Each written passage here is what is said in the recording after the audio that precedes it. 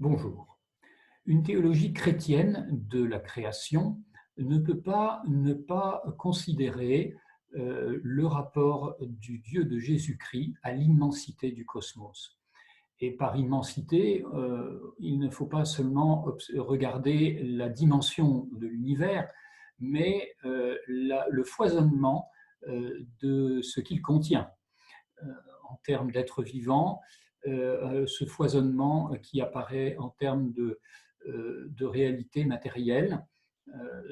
Que faire de, de tout ce qui compose le monde créé et comment assumer le caractère universel du salut en Jésus-Christ.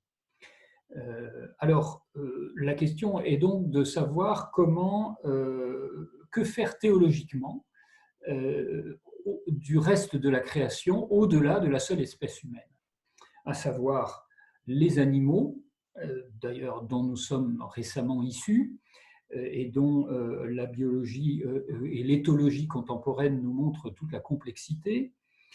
Le reste du décor cosmique, les minéraux, les végétaux, les étoiles, les éléments chimiques, les trous noirs, mais aussi les produits manufacturés, les produits de la technique, les œuvres d'art, les ordinateurs, les machines, voilà, les systèmes d'intelligence artificielle, toutes les réalisations de la technologie, les opéras. Voilà. Que devient cette s'agit-il d'un décor pour le seul salut de l'espèce humaine?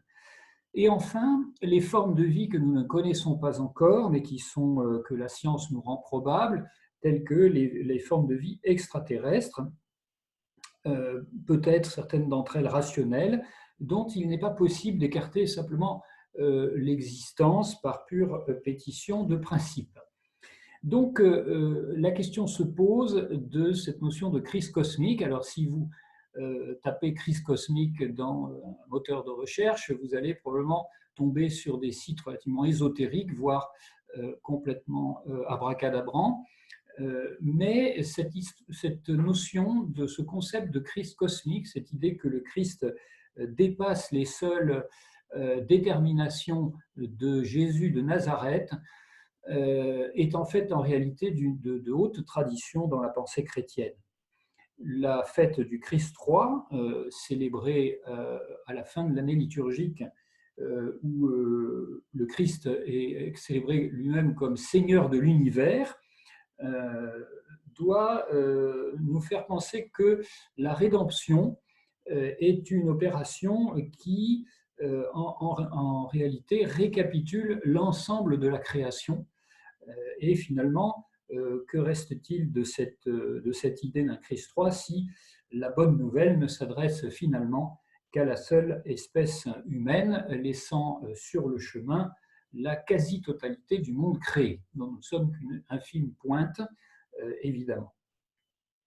Et est-il juste, au fond, de proclamer l'universalité du message chrétien si, pour finir, la christologie et la théologie de la création ne concernent que la Terre, c'est-à-dire si elle se montre résolument géocentrique et même anthropocentrique. Donc, il s'agit ici de voir comment cet enjeu rejoint finalement la question écologique et comment cette christologie peut se fonder sur un discours qui prend soin de la création et non pas uniquement sous un angle de doctrine sociale, mais aussi sous un angle authentiquement théologique. Alors voyons cette citation de Jürgen Moltmann dans Jésus, le Messie de Dieu, dans l'ouvrage dans lequel il consacre un chapitre entier à la notion de la christologie cosmique. Et Moltmann écrit ceci: on ne peut penser au Christ qu'en termes d'inclusion. Celui qui pense au Christ en termes d'exclusion, non pas pour les autres, mais contre les autres, n'a pas compris le réconciliateur du monde. Il reste qu'un christianisme rétréci, centré sur la personne ou centré sur l'Église, et son incapacité tragique à découvrir le Christ dans le cosmos l'a rendu coupable, par défaut d'assistance, de la destruction de la nature. Donc, cette accusation est terrible et elle, elle ne doit pas effacer cette proposition théologique, penser au Christ en termes d'inclusion. Penser au Christ en termes d'inclusion, cela nous amène à l'idée d'un réenchantement de la nature tel qu'il est préconisé dans l'encyclique du pape François Laudato Si, et qui va de pair avec la reconnaissance voilà, d'une certaine densité théologique du monde non humain. Animaux, bien sûr, mais tout le reste de la nature. Donc, il ne s'agit pas de resacraliser de manière idolâtrique la nature, mais peut-être de se reposer la question de ce qui, dans le cosmos, accède, est convoqué par le salut en Jésus-Christ. Voilà en quoi consiste finalement la christologie cosmique.